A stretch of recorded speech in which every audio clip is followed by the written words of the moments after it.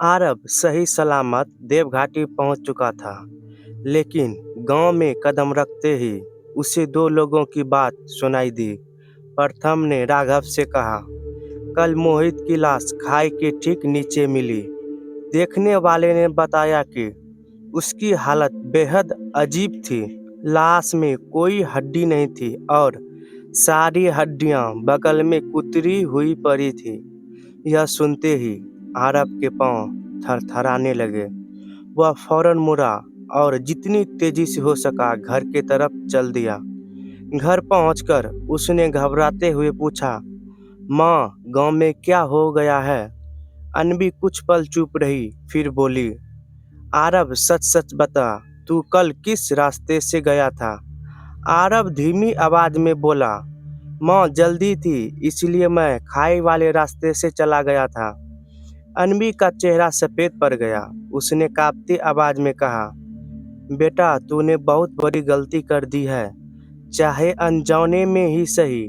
तभी अमर बाहर से अंदर आया और आते ही दरवाजा जोर से बंद कर दिया। उसके चेहरे पर घबराहट साफ दिखाई दे रही थी। अनबी बोली, अमर क्या हुआ? खाई के पास फिर एक लाश मिली है। इस बार आधी हड्डियां गायब थी। लगता है गांव में फिर से हड्डी चुड़ैल का साया लौट आया है। कमरे में सन्नाटा छा गया। अमर ने आगे कहा, कई साल पहले यहाँ के बड़े बड़े पंडितों और अघोरियों ने मिलकर उस हड्डी चुड़ैल को ठीक इसी खाई में हमेशा के लिए कैद कर दिया था। पर लगता है किसी ने उस रास्ते से चलकर खाई पार की है और अब वो बाहर आ चुकी है। पापा, मैं ही उस रास्ते से गया था। मुझे सच में नहीं पता था। अमर ने गहरी सांस ली और बोला, जो तूने गलती किया है उसकी कीमत गांव वाले अपनी जान दे के चुका रहा है। फिर उसने तुरंत कहा, मुझे अभी अघोरी बाबा से मिलना होगा। और इतना कहते ही अमर घर से बाहर निकल गया। अमर दौड़ता हुआ सीधा बाबा की झोपड़ी पर पहुंचा। वहां पहुंचते ही उसने बिना रुके शुरुआत से लेकर आखिरी तक एक एक बात बता दिया। अमर की बात सुनकर बाबा थोड़ी देर के लिए चुप हो गए।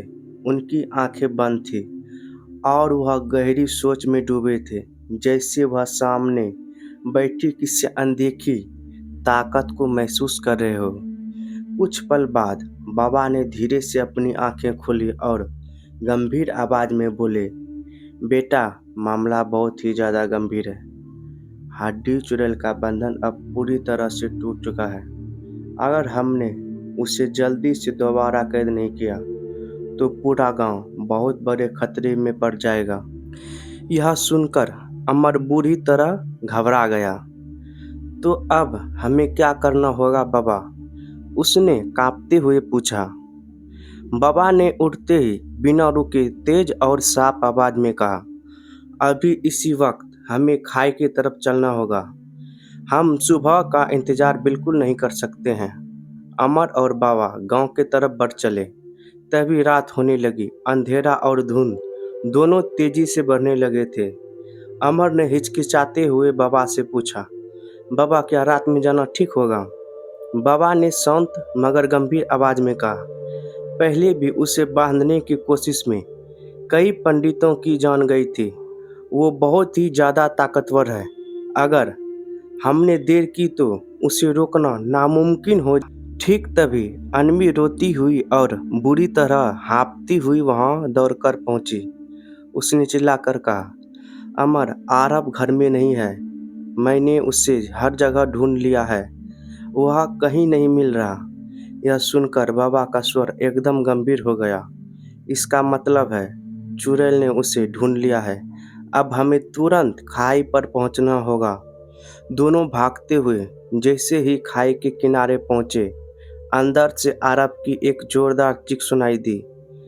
चीख के बाद खाई की गहरी से आवाज आई, कोई है ऊपर? मुझे बाहर निकालो। आरब की गुहार के बाद खाई के अंदर से एक जोरदार और रूह कपा देने वाली हंसी गूंजी। अब तुझे बचाने वाला कोई नहीं आएगा। धुंध के बीच घूंघट वाली चुड़ैल सामने खड़ी थी। उसका शरीर सिर्फ हड्डियों का ढांचा था। लंबे नाखून थे और आंखें आग की तरह लाल थी। बाबा जोर से चिल्लाए, उसे छोड़ दे, उस बच्चे ने कुछ नहीं किया है, उसकी कोई गलती नहीं है। चुड़ैल क्रोध में चिल्लाई, मेरा क्या दोष था? मेरे परिवार का क्या कसूर था? मुझे जिंदा जला दिया गया था। अब जब तक पूरा गांव खत्म नहीं हो जाता, मैं चैन से नहीं बैठूंगी। अगले ही पर चुड़ैल ने बाबा पर हमला कर दिया, लेकिन बाबा ने फौरन अपने कमंडल से थोड़ा सा पानी चुड़ैल पर फेंक दिया। पानी पड़ते ही वह जोर से चीखी, पीछे हटी और खाई के किनारे जाकर गिर पड़ी। वह उठकर भागने ही वाली थी कि बाबा ने पल भर में मंत्र पढ़ने शुरू कर दिए। उन्होंने तेजी से वहां चारों ओर एक सुरक्षा घेरा बना दिया। थोड़ी ही देर में चुड़ैल का शरीर टूटकर गिरने लगा और वह सिर्फ एक हड्डियों का ढेर बनकर रह गया। धीरे धीरे चारों तरफ की धुंध छटने लगी और रात का माहौल शांत हो गया। बाबा बेहद थके हुए थे। उन्होंने गहरी सांस ली और धीमी स्वर में बोले, अमर से हड्डी चुड़ैल को पूरी तरह से मारा नहीं जा सकता है। मैंने बस उसे दोबारा और मजबूती से बांध दिया है। बाबा ने आखिरी बात कही, जब तक कोई इंसान उसे जगाने की भूल नहीं करता है, तब तक वह वापस नहीं आएगी। यह कहकर बाबा ने सारी हड्डियों को उठाकर खाई में फेंक दिया और उस जगह को हमेशा के लिए सील कर दिया। इसके बाद अमर और आरव सुरक्षित अपने घर वापस लौट आए और बाबा अपने कुटिया और बढ़ चले। धीरे धीरे गांव में फिर से शांति छा गई। कैसा लगा कहानी आप लोग हमें बताइए, और इसमें क्या सुधार होना चाहिए ये भी कमेंट में बता दीजिए। और जो भी इस बार सब्सक्राइब करेगा उसका नाम अगले वीडियो में लिया जाएगा। तो मिलते हैं अगले वीडियो में।